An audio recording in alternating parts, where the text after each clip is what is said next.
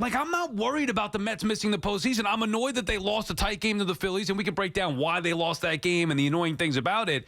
But I still feel very comfortable in the Mets getting to the postseason and then being dangerous once they get to the playoffs. Okay, listen, I understand the confidence to an extent, but that's too much for me. But I'm also not going to be completely on the other side and say Mets are done, it's over. But I do think that this could go either way. I really do. The Mets are not playing well. The teams that's chasing them right now, the Giants, are playing well.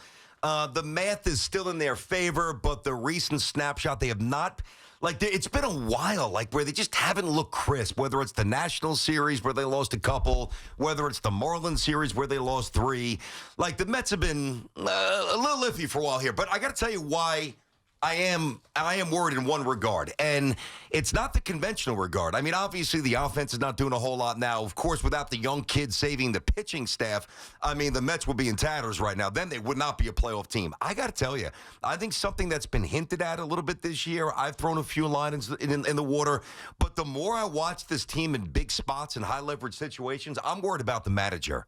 Now, let me be very clear about this. This is not getting on the air and saying fire Mendoza. I thought he did a really good job last year, and I think that he can grow into a highly above average manager. But the man makes a lot of mistakes when mistakes cannot be made. It's pretty evident, whether it's the bullpen, sticking with a guy too long, or pulling somebody out too early, or not pinch running, or pinch hitting. He's been pretty sloppy, Sal. Yeah, I don't agree with that. I mean, I think last night in particular had a major issue with pinch hitting Luisangel Acuna, where now he did it for Cedric Mullins, who, by the way, stinks. No, Cedric he's been terrible. See, that to me is on David Stearns. If the Mets don't go far in the playoffs or for whatever reason don't make the playoffs, it's on Stearns and his acquisitions at the deadline. We all said at the same time, Mullins, what's he really? Nothing moved. Meanwhile, Harrison Bader lighting up for the Phillies. Anyway, Mullins can't get a bunt down. They pinch hit for him later in the game, and they do so with the Luisangel Acuna, who I love. I said this to Mendy's face when I went out to Citi Field and spoke to Carlos Mendoza in the locker room. Anyway, I said it to his face, dude. And when we actually had him on that next day or whatever that week. Dude, when are you going to start valuing defense instead of offense? Like, I want Acuna on this team as a weapon. So I like him for defense late and speed on the bases. Me too. Instead, he pinch hits him there where you had Mauricio or literally pick somebody else. I don't even care who it is. Just save Luisangel Acuna. He's not a pinch hitter. You want him in the game, especially a one-run game like that, for a pinch running spot, which he burns him as a pinch hitter. Then when a pinch runner is needed, you go with Mauricio, who might be slower than Pete Alonso, and that cost the Mets dearly. So I had an issue with that from Mendoza, but I certainly don't look at him as he's a problem in any way, shape, or form. I love the way that he's handled the bullpen. Last night, Helsley bringing him in the same exact spot that you and I got into an argument with last week. He came through. He looked good. That's the one positive from. That's a positive. He looked good, Helsley. It doesn't mean he's going to be great from now on, but that's a big spot on the road, one-run game in that ballpark against that team. I'm not going to be unfair. Yeah. No, I'm not going to be unfair with that.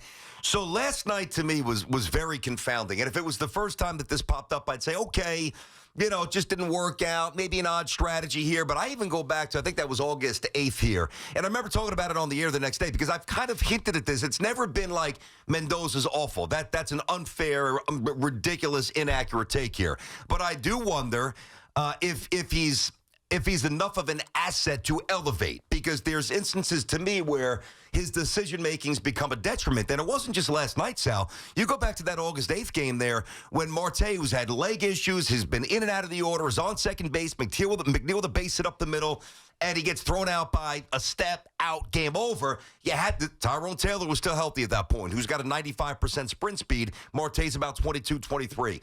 And you just, for whatever reason, didn't do it. And to me, these are layups here. And last night was the most egregious one, because I understand that you can get caught in between looking too far ahead or the other manager has a better night. But to be of clear mind in a massive game where you're running out of time to make, they're not going to win the division, but you're not thinking that if you're Mendoza, and you send up a guy who's an elite fielder, an elite, base runner, and a below average hitter, and you put him up there to do the one thing that he's not good at. That's a bad move. Yeah, they were going based off the matchups. I don't care about the matchups. I'm just saying, but that's what managers do nowadays. Yeah, but what if he does this in October, Sal? That loses you a playoff game. Yeah, but here's the thing. Is he perfect? No, and I do think he's had a down year, certainly compared to year one where he was great. But the things that I truly value, holding guys accountable, no-nonsense type guy, Those things Mendoza does very well. So I value that. Every manager, unfortunately, is going to go by the books and analytics and whatever. Okay, well, Mullins is not going to hit in this spot against a lefty. I'm going to pinch hit with my righty bat. I'm going to trust. But probably the splits on Mauricio aren't very good, so he felt like Acuna. Now, it was not a good move. I thought, as a matter of fact, a stupid move, not having Acuna tied to the bench in case you needed him in a one-run game if somebody got on. He's a weapon. You got to know when to use him. Correct. So I thought that was a terrible mistake last night. But if I go over the list of concerns about this Mets team, like Mendoza doesn't even scratch the surface. The offense, yet again, inconsistent, if not flat out absent. That can't happen. The starting pitching, obviously, the inconsistencies with certain guys in the bullpen, the roster. Like, to me, before I get to Mendoza, I've got at least 5 or 6 things that are more pressing. All right, fair enough. Now, here's the thing, though. Like, so I'm going to go back to Joe Torre. Joe Torre was not a great manager. With all due respect to the great Joe Torre was good. And Joe Torre was able to take a collection of elite talent and, by the way, keep them motivated, kick them in the ass when they needed to. Joe was hard behind closed doors because it was a different era. But I don't think he was a great, tactician or strategist like Tony La Russa or some of these other great minds of the game. He was not that, okay? And it was okay because the Yankees were so loaded that it worked. The Mets are not loaded, all right? Now, they might be loaded in 2 or 3 years. They're not loaded now. They're hoping, and so far the young pitchers look great. I love the kid, even with the blister last night battling. He's a stud. But the Mets are not fully loaded right now. This is not the Death Star ready to just destroy the National League and eventually the American League of the World Series. They're not that. So you're going to find yourself in a lot of close games. And I'm going to stand by this. And Met fans, you can attack me. You can agree. 888-808-1019. I'm sorry.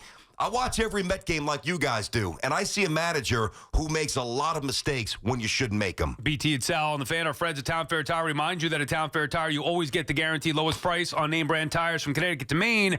Nobody beats Town Fair Tire. Nobody. Feels like everybody's thinking the division is over at this particular point. Like, I'm not sure what the difference is now than 2 weeks ago. I mean, the Mets were unlikely. Once they lost that game to Atlanta ahead of the Phillies series last time, they were unlikely to win the division there. And at this point, 18 games to go, 8 games back. Yeah, the Mets seems impossible, but we'll see what happens. What if they win 3 straight against the Phillies? Then what? Division's going to be back on? Well, I'm not saying they're going to get swept here. No, I mean, I don't know what the heck's going to happen tonight. I'm just saying that the Mendy's got to be better and the hitting's got to wake up. Yeah, I'm just saying that's the feeling. And then if you take that out, which obviously you would take that out for the most part, then you look at the wild card standings. Giants won again last night, so it's just a 3-game lead now for the Mets for that final wild card spot. Padres won again as well, so the Padres have a 3-game lead on the Mets for the second spot, where the Mets were closing in on them earlier, last week, I guess it was. Jeff is in Oceanside starting us off. What's up, Jeff? Hey, Jeff. Hey, good morning, guys. I've called you guys before. Big Mets fan. I don't like Mendy. Mendy was brutal last night. Brutal. And a couple of things. You guys spoke about it. Acuna has to be the pinch runner, not the pinch hitter. Mauricio has to hit where Acuna hit. That was ridiculous. You know Alvarez is anxious and a big swinger.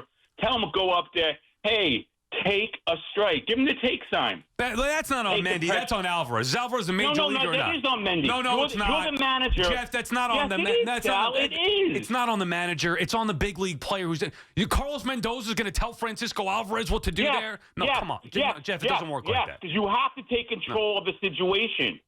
You have to take control of the situation. He's the manager. And also, he's not getting in the batter's box. Like, that's ridiculous. I agree with you, Jeff. You just said it. You just said it. He's the manager. Don't come to us. Let me talk for 1 minute. He's the manager. He has to set the tone. And also, Nimmo should have bunted. Acuna should have been pinch running. BT got it right. Mendy, I think he did a good job last year. He's taken a big step back this year. He seems like the players like him. They play hard. But he doesn't win games for you. You need a manager to win games for you here and there. What the hell are you talking about? He doesn't win games for you. I mean, is his first... He lost the game last night. He lost the game last night for them. No, he didn't lose the game. Thanks for the call, Jeff. He did not lose the game last night.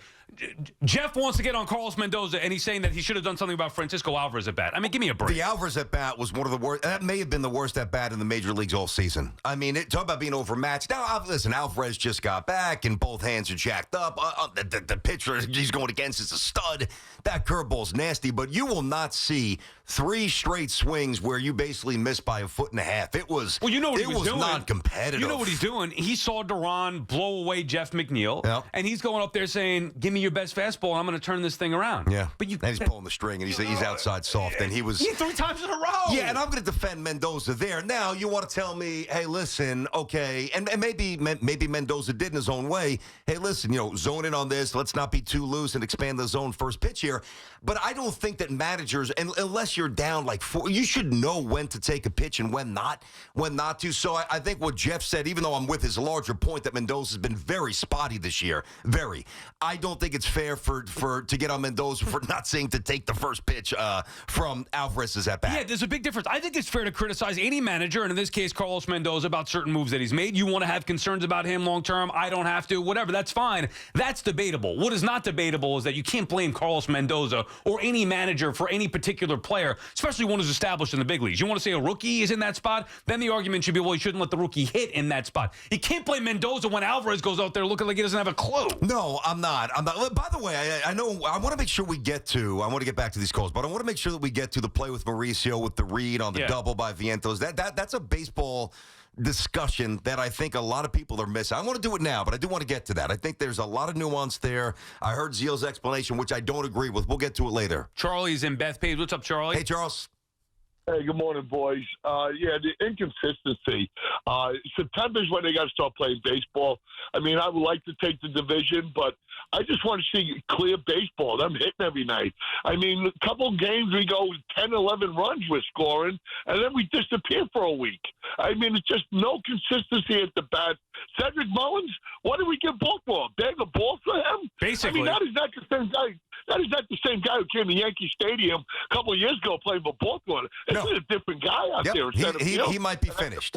He might be done. It's an automatic out. It's an automatic out. He's also trying to find himself here, and thank you for the call, Charlie. Like, it's Cedric Mullins should not be the key to the Mets' struggles here. He's not, but he hasn't helped at all. And at the trade deadline, you're trying to get guys who are going to help. So he's been a total zero. He himself would acknowledge that. We'll see what happens if he even gets more playing time moving forward. But last night, that's my bigger issue. Like, Mendoza was awful last night, specifically with the Acuna thing. But that's not why they lost the game. They lost the game because they can't hit. The Mets all of a sudden can't hit Aaron Nola in Philadelphia in that bandbox of a ballpark? I don't get it, man. Come on. He's throwing 92-mile-per-hour fastballs. That's batting practice stuff right there. He does not throw. We know he doesn't throw hard, but that was an ugly look for the Mets last night. It really was. You name it, up and down that lineup. Oh, the big bad core 4. And by the way, Brett Beatty getting picked off for first base in a spot where Soto was working that at bat against Nola, a spot that I'm sitting there thinking he's got him here. He's going to hit a 2-run homer, hit one in the gap. I know he came back the next inning and struck out. Just a totally different circumstance. You got a runner on in that spot. Aaron Nola to Juan Soto with 2 outs. Thank you. I'll sign up for that anytime. Yeah. And Beatty gets picked off for first. That's inexcusable. I saw your tweet. And what I didn't understand, and Keith talked about this, I think it was very astute, like Beta, more and more of these players are taking leads. So think about when you played whatever level you're 10 years old, it doesn't matter. You take your lead off first base, and you're parallel to the bag. Now, when you're on second base or third, you get a deeper lead. But these guys now, for whatever, and I'm sure it's analytically driven, of course, 1/10 of a second as you get to second base when you run, they're now taking leads almost where they're going back into right field. So when he dove back into the bag, his arm had more distance to get back to the corner of the bag because he was so far behind the bag. Yeah, that seems like common sense, right? Get further away from the base. Like they used to teach us in Little League, the closest, quickest path back to the base. That's what you do. Shortest path back to the base. A to B. And now it's the opposite way. And either way, I don't care how many stolen bases the Mets have. The first base coach, like in that spot, that's where, instead of saying Mendoza should tell Alvarez how to hit, in that spot, the first base coach's job is to tell Brett Beatty, hey, Brett, I know you know this, but get your ass glued to this first base bag with that guy up. Do not move. I'm like, well, what good's the lead going to do? I don't want to hear it. Maybe he was going to steal. I mean, the Mets never get thrown out. Well, I know it's with Soto. I get that. But the Mets never get thrown out by catchers. So if that's what they do, which is what they do, based on the numbers that they have, their first base coach, I know we're getting on him for the lead, but he's been phenomenal. I mean, maybe he was getting ready to run. Even that, to me, would be stupid baseball. And the Mets did that, obviously, last night. John is calling from Wantagh. What's up, John? I cannot believe Steve Cohen and David Stearns are playing us Mets fans like absolute fools. You want me to elaborate here? Of course. They bring up the 3 guys because they know they have no shot at winning a title this year, and they say to us, well, in their minds, well, if we don't win, look, Mets fans, look what we got to look forward to next year. When have you ever seen a team in a pennant race bring up 3 rookies. You're going to go with rookies to try to win a championship? Why don't you just come out and say, listen, we have no shot this year. This is what we're going to do. Why would they say that? Why? Because BT, you know well if they're bringing up these 3 kids, they have no faith in this John, team. hold on a sec, John. So if you're in the playoffs, you got a shot, number one. Now, do I think the Mets are built to go on a multiple series run to win the World Series? I don't. I haven't thought that all year. If they would have brought up the one guy, I would have said, okay, he brought up 3 of them. They're trying Because to the other guys showcase their stink. guys. If anything, they're giving Mets fans belief and hope because the other guys, thanks for the call, the other guys were so bad that they went into the system probably a little bit earlier than they wanted to give them a chance to win a championship. I would say it's the exact opposite of what he just said. John, you're clueless on this one. The Mets have had rookies make 8 starts in the last, whenever McClain got called up, end of August, that is, or mid-August. 8 starts. All 8 have been, I don't know about quality by the definition. I think they have been, actually. The worst one was Tong on Saturday, who went 6 innings in the last 4 runs. So that is a quality start, by the way. That's what I'm saying. So quality. 8 for 8. So what do you think? They're tanking the season, just saying, hey, dangling the future? No, they're trying to survive. If not for these young pitchers, the Mets would be dead in the water right now. They would be.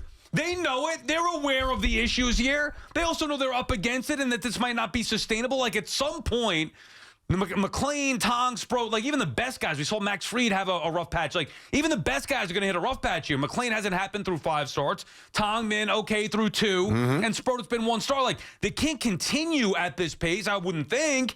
And but so far they have, and it's helped the Mets maintain a playoff spot. And the bottom line is this, the guys who make the big money, and we know who they are on both of these teams in New York, they better start hitting.